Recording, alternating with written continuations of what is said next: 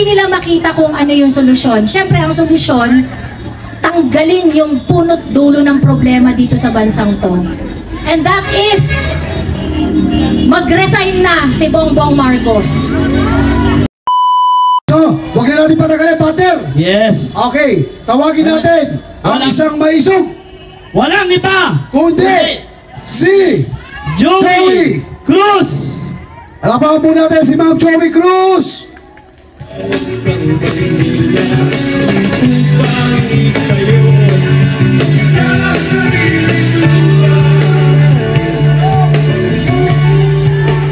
Marcos resign! Marcos resign! Marcos resign! Marcos resign! Marcos resign! Marcos resign! Marcos resign! Marcos resign! Meron pong matinding problema ang bansa natin ngayon. At sa dinami-dami ng ginagawa ng ating gobyerno, hindi nila makita kung ano yung solusyon. Siyempre, ang solusyon, tanggalin yung punot dulo ng problema dito sa bansang to. And that is, mag-resign na si Bongbong Marcos. Wala siyang silbi, wala siyang dulot na maganda sa bansa natin. At ang lahat ng nararanasan natin ngayon, lalong-lalo na ang katakot-takot na korupsyon, ay pwedeng mapigil sana ng ating presidente. Kaso wala siyang ginawa. Napakaraming reason kung bakit dapat ipanawagan natin na mag-step down na si Bongbong Marcos. Unang-una, hindi niya kayang maging presidente. Tama? Inutil si Bongbong Marcos. Dahil sa totoo lang, pwedeng-pwede naman niya napigilan ang katsang-katerbang korupsyon na nangyayari, pero wala siyang ginawa. At dahil dito, hindi natin mapigil na pagkumparahin kung papaano ginawa ni dating Pangulong Duterte na resolbahin ang mga problema ng bayan na sinasabi nila ngayon na ang dami-dami daw kasalanan sa mundo. Lahat na lang ng kasalanan sa mundo, binabato sa mga Duterte. Pero sila ngayon yung nasa pwesto at sila ngayon ang nasa harapan ng sangkaterbang problema, pero hindi nila hinaharap ang problema at itinuturo nila sa mga Duterte, lalong-lalo na kay dating Pangulong Rodrigo Roa Duterte. Hindi katanggap-tanggap to. At araw-araw na ginagawa ng Diyos, naghihirap ang mga kababayan natin, naghihirap ang mga kapwa natin Pilipino. At kung ano-anong distraction ang binibigay nila sa atin so that we are going to look the other way. Dinidistract nila tayo sa mga investigasyon kuno, dinidistract nila tayo sa mga kung ano-ano nilang mga pasirkus para malito tayo at ang dami-daming nagpapalito sa ating isipan at nilalayo nila yung isipan natin sa totoong problema. At ang isa lang gusto kong matandaan ng lahat na nakikinig ngayong gabi, huwag po tayong magsasawa dahil ang problema ay si Bongbong Marcos, wala nang iba. Kung ginawa ni Bongbong Marcos, kasi pinagkatiwalaan natin siya noong 2022, pinagkatiwalaan siya ng maraming Pilipino. Pagkakataon niya na to para baguhin ang nakasulat na ng mga sangkaterbang bagahe ng pamilyang Marcos. Opportunity ito na binigay sa kanya. Pero anong ginawa ni Bongbong Marcos? Yung ninakaw ng tatay niya ng 21 years, ginawa niya in 3 years. Walang kahihiyan. Halang ang kaluluwa, correct? Kaya dapat lang na siya ay pababain na. Nararapat lang na itigil na, sir, hindi nyo na kaya eh.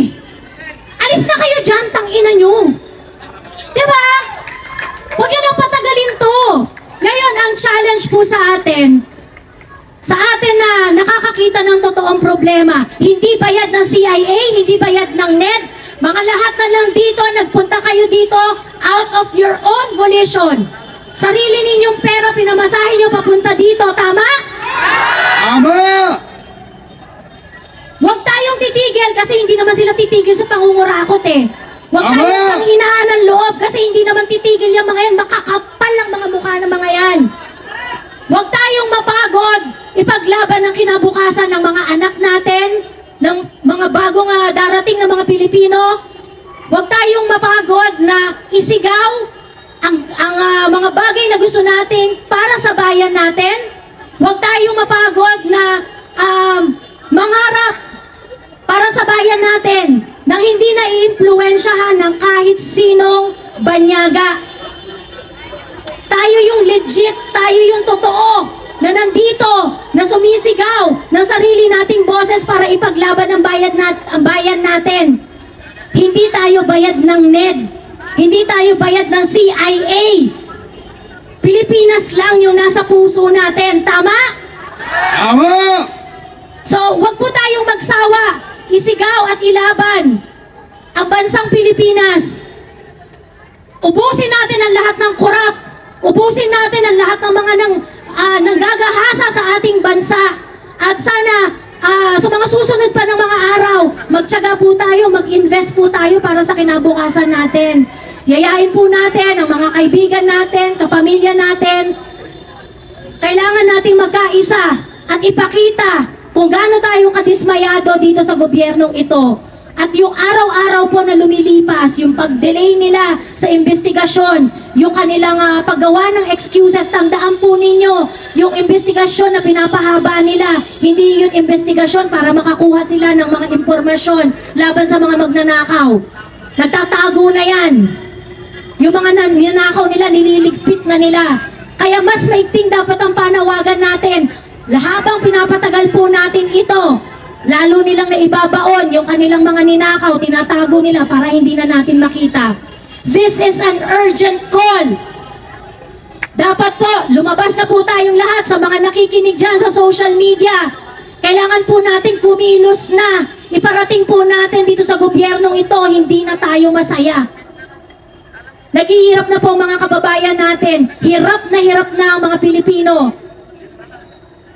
Hindi natin deserve ang ganitong klaseng gobyerno. Kailangan po i-address na natin to. Lumabas na po kayo at isigaw at ilaban ang kinabukasan ng ating bansa. Isigaw po natin at ipaalam po natin sa buong mundo na ito ang gusto natin. Marcos resign! Marcos resign! Marcos resign! Marcos resign! Maraming salamat po. Maraming salamat, Ma'am Joey Cruz. Palakpakan po natin mga kabayan. Sino sa inyo ang meron pong yumaunang kamag-anak? Pakitaas ka ang kamay. Gusto nyo po bang makausap? Ha? Gusto nyo makausap? Punta tayo ng Malacanang. Kasi si Bongbong Marcos nakakapag-usap kahit patay na. Oh, di ba? Hindi ko alam kung... Okay, mga kababayan, alam nyo, halos nasabi na po lahat mga kabayan, ano? Pero itong tatawagin po natin ay isa pong maisog, isa pong matapang na nakasama po namin doon po sa batasan. Kilala nyo? Walang iba kung hindi ang isang maisong matapang. Palakpakan po natin si Kapitana Pekson ng Urban Pool. Kung walang bayani sa ating bayan, maghihirap na yung inalagaan dahil walang lumaban. Hello! Narinig ba ninyo ako? Kailangan marinig ang boses ko mula hulo hanggang apare!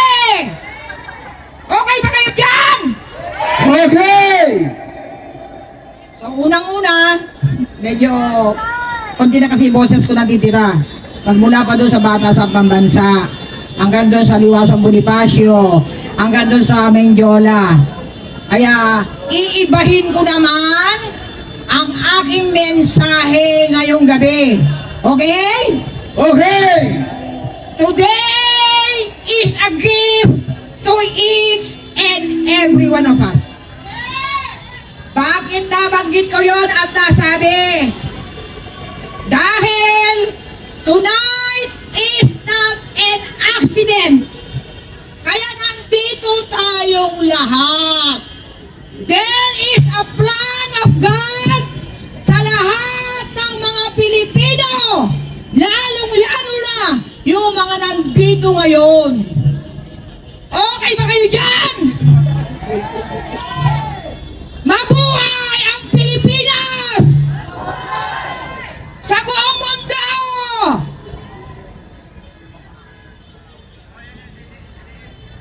Ang Pilipinas ay nag-umpisa pa sa paghahari ng mga Espanyol sa loob ng 377 years. Nabanggit kanina nung isang nagsalita rito na hindi nakukuha yan sa dami. Hindi nakukuha yan sa quantity. Nakukuha yan sa quality. Bakit? Sino bang lumaban sa 377 years sa mga Spaniards? Isang tao lamang. Sino siya? Si Lapu-Lapu. Dr. Jose Rizal. Alam ba ninyo yan, mga kabataan? Kasi pinagkait na sa inyo yung istorya na yon dahil wala na yon sa curriculum ng DepEd. Okay ba kayo dyan?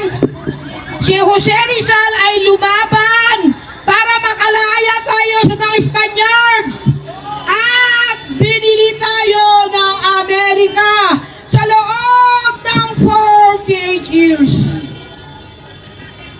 Na pagsakop ng ating Amerika, nagkaroon ng Treaty of Paris. Na ngayon, yun na ang ating hinaharap na problema. Bakit? Bakit ko nabanggit yun? Dahil yung Treaty of Paris ay meron lamang bisa na 80 taon. Ang ito ay matatapos sa susunod na 2026. Alam nyo naman ang Amerika, di ba? Na nagkaroon nga tayo ng kalayaan noong July 4, 1946. Pero hindi tayo nagkaroon ng tunay na kalayaan dahil pinapakialaman pa rin tayo magmula ng mga panahon na yon. Kaya lahat ng Pangulo na idinuglok natin na hindi sumasang-ayon sa kagustuhan ng Amerika ay ibinabagsak nila katulad ng ating Pangulo na si President Rodrigo Roa Duterte. Kaya yun ang problema natin ng mga Pilipino. Dahil tayo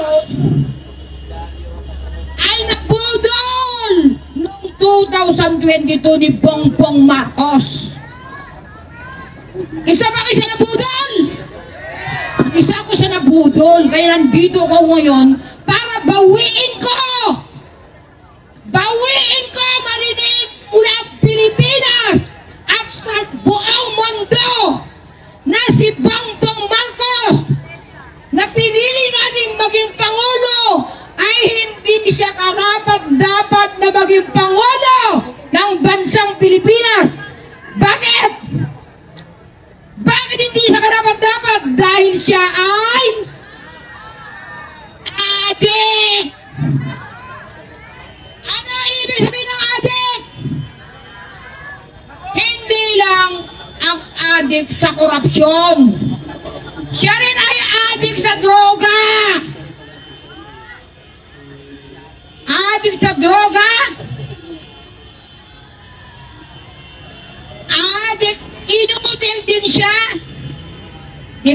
acronym ng adik is A-D-I-K. Adik sa droga, adik sa korupsyon, adik sa kidnapping, at marami pang iba, lalong-lalo na kaya hindi siya karapat-dapat na pinuno ng bansang Pilipinas dahil sa pakikipagsabwatan niya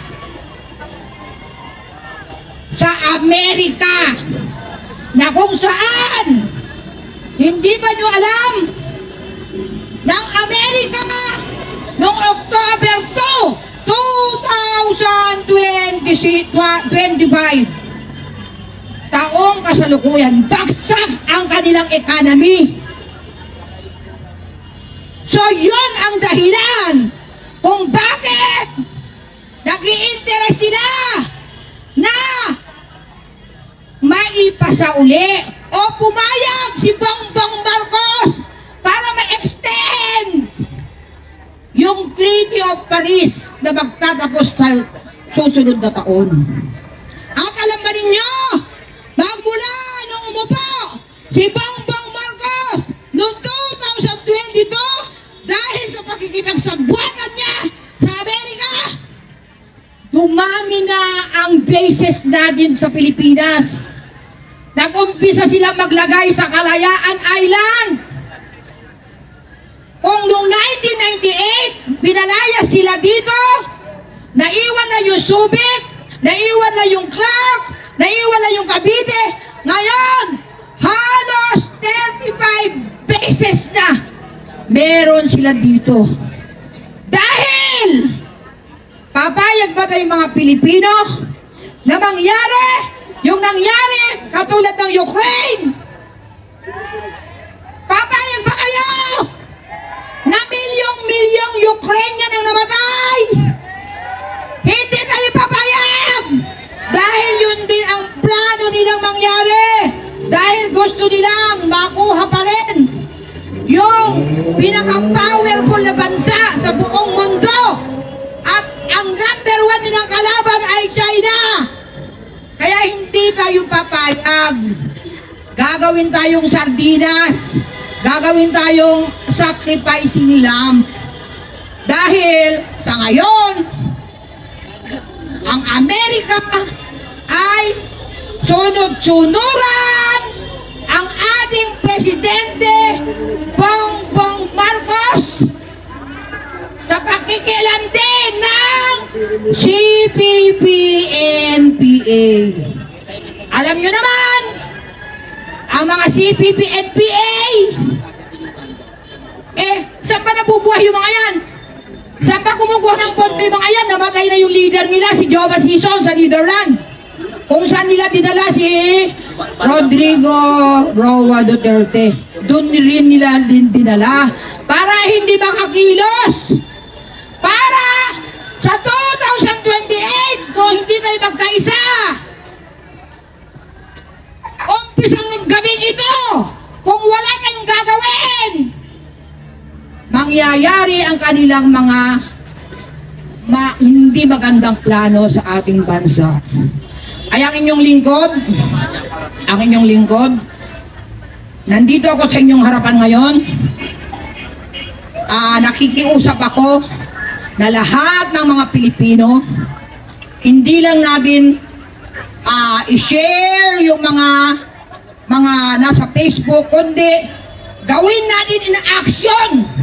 Huwag natin panghinayangan yung oras na nandito tayo. Dahil ito ay maririnig. Ang prayer ko dyan ay isa lang naman Ang problema natin, hindi maraming tao. Isang tao lang problema natin. Yung puno! Kung bakit sa puno, dapat putulin! Dahil yung puno, namunga ng maraming masamang sanga at namunga ng maraming bunga. Kaya yun ang resulta ng ating dinadanas ngayon dito sa bansang Pilipinas. Hindi lang korupsyon ng flood control. Lahat ng klase Kasi, pumunta kayo doon sa ano, sa immigration, nandyan ang manufacturing ng pera. Pumunta kayo sa custom, nandyan din ang manufacturing ng pera. Pero lahat ng ginagawa nila ay hindi ayon sa kapakanan, lalong-lalong na ang mga mahihirap na mga Pilipino dito sa bansang Pilipinas.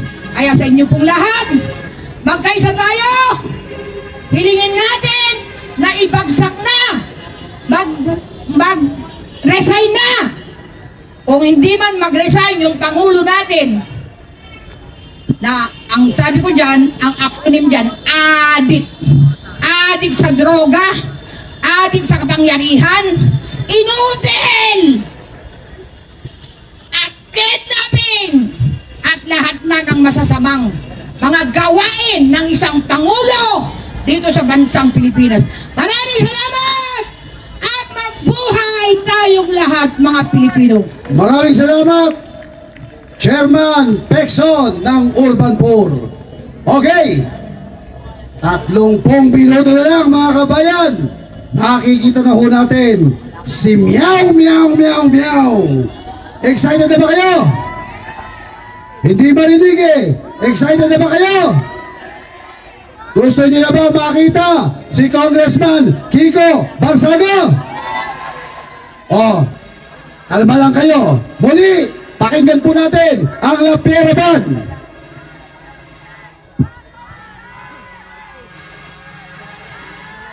Bongbong Design, Marcos Design, Marcos Design, Marcos Design. Iyan o.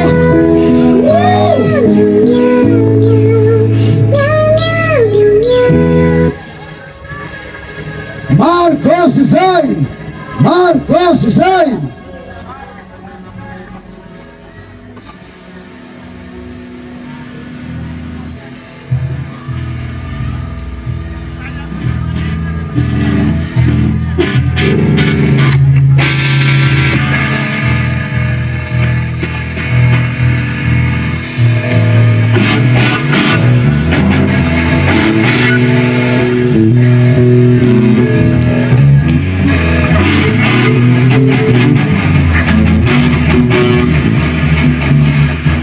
Kung ano ang computer. Ano sabi niya? Ang isang computer bago gumana ay meron itong tinatawag na OS or operating system.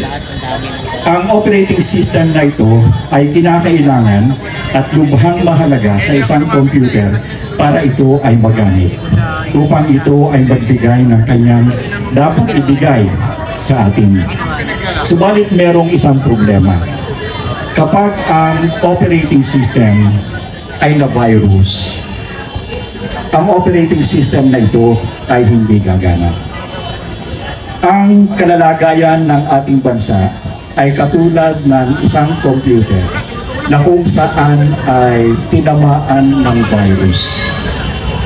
Pag tinignan ninyo ang ating sambayanan ngayon, ay ito ay nagkukumpul-kumpul ang karamihan na kung saan ay dating magkakalaban at sila ay nagiging suliranin ng ating bansa. Kung titingnan ninyo ang ating bansa ngayon ay halos walang puntahan ang mga mamamayan. Napansin nyo ba ito?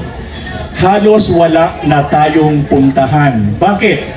Dahil yung lahat ng mga ahensya ng gobyerno na dapat ay kumakalinga sa atin, lahat sila ay na-virus na. Dahilan dito, wala nang mangyayari sa ating lipunan. Huwag na po tayong maghangad na tayo po ay lalago pa, sapagkat kung ang isang computer ay na-virus, kahit anong gawin mo, hindi yan magbibigay sa iyo ng magandang performance. The same with our government. Mapapansin ninyo na ang CPP, NPA, NDF ay nakarating na sa Kongreso. Bakit sila nakakarating sa Kongreso? Dahil sila po ay nagkuklot-kuklot na rin ng ating gobyerno. Kasama na sila ng Kongreso, kasama na sila ng Senado, kasama na rin sila ng Judiciary, at kasama na rin sila ng ating executive system ng government. Ibig sabihin, tayong mga Pilipino, anuman ang gawin natin, magsisigaw at magsisigaw man tayo dito, kung ang mga nandiyan sa pamahalaan ay corrupted, walang mangyayari sapagkat yan ay hindi kikilos. Ngayon, bakit na-corrupt at sino ang may kagagawan ng korupsyon sa sistema ng ating gobyerno? Ako po ay walang kinikilingan kung anumang partido dito sa ating politika. Sa katunayan, ako po ay pumupunta sa balot, pumupunta ako kapag eleksyon, ako'y bumoboto pero ako po'y walang inilalagay. Kung sino man ang sabihin nating mga kandidato, simula po nang ako'y bumoto, ako'y bumoboto, pumupunta ako doon sa botohan sapagkat ito'y aking katungkulan, pero ako'y walang inilalagay kahit isang kandidato doon. Bakit? Sapagkat ako po ay hindi naniniwala sa kanilang lahat. Kahit sino po ang tumatakbo, iisa po ang layunin niyan, magaling lamang sa salita pero wala po yan sa performance. Corrupted po lahat yung mga yan. Now, katulad ng aking sinasabi, ako po ay walang kinikilingan sa mga politikong yan.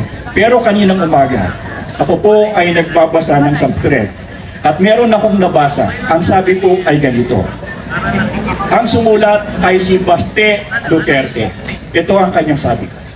Dahilan sa iyong kanyang ama na nandoon sa The Hague, na kinidnap ng ating gobyerno at pinadala doon, ay nag-appeal po para po sa kanyang interim release. Pero ang kanyang interim release ay hindi po pinayagan. Ang sabi po ni Baste Duterte, ang dahilan ay sapagkat ang Central Intelligence Agency ang siyang nakikialam upang ang kanyang ama ay hindi makalabas. Now, ang tanong, meron bang katotohanan ang sinasabi ni Baste Duterte na merong nakikialam sa ating bansa? Kung meron pong Trojan virus, sila po yun. Kung bakit tayo nagkakagulo dito sa Pilipinas, sila po ang may kasalanan. Bakit? Medyo delikado po itong sinasabi kong ito. At pag ako po yung natodas, alam na po ninyo kung sino ang may gawa niyan. Ganito po yan.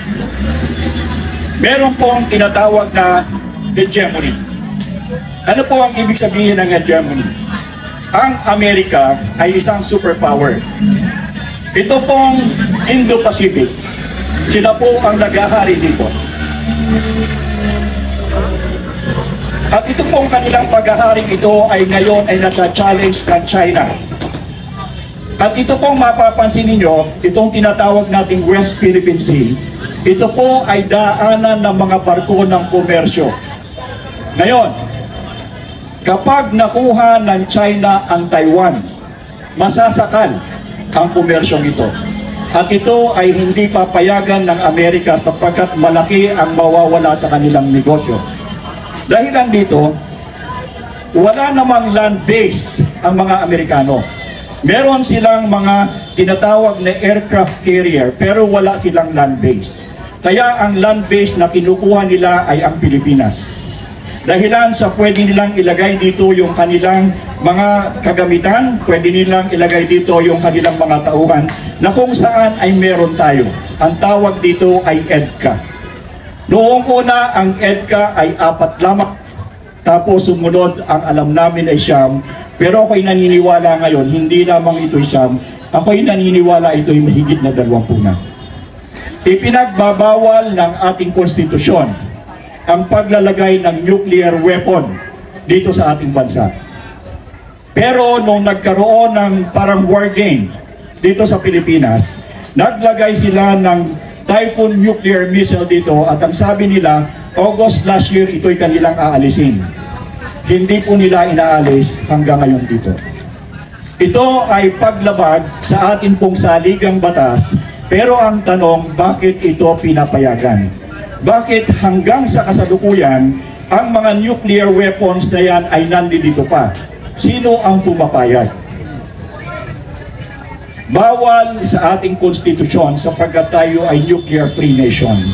Pero meron silang mga nuclear weapon dito. At ano ang repercussion nito? Dahilan sa merong mga nuclear missiles ang mga Amerikano na kung saan ay isa lang ang gagawin yan papuntahin doon sa China. At dahilan dito, ano naman ang gagawin ng China? Ito naman ay babalikan. Sino ang tatamaan? Walang iba kung hindi tayo. Sapagkat hindi naman magpapaputok yung China papunta ng Amerika sapagkat yun ay malayo at ang mga base ng Amerika ay wala doon nandito sa atin.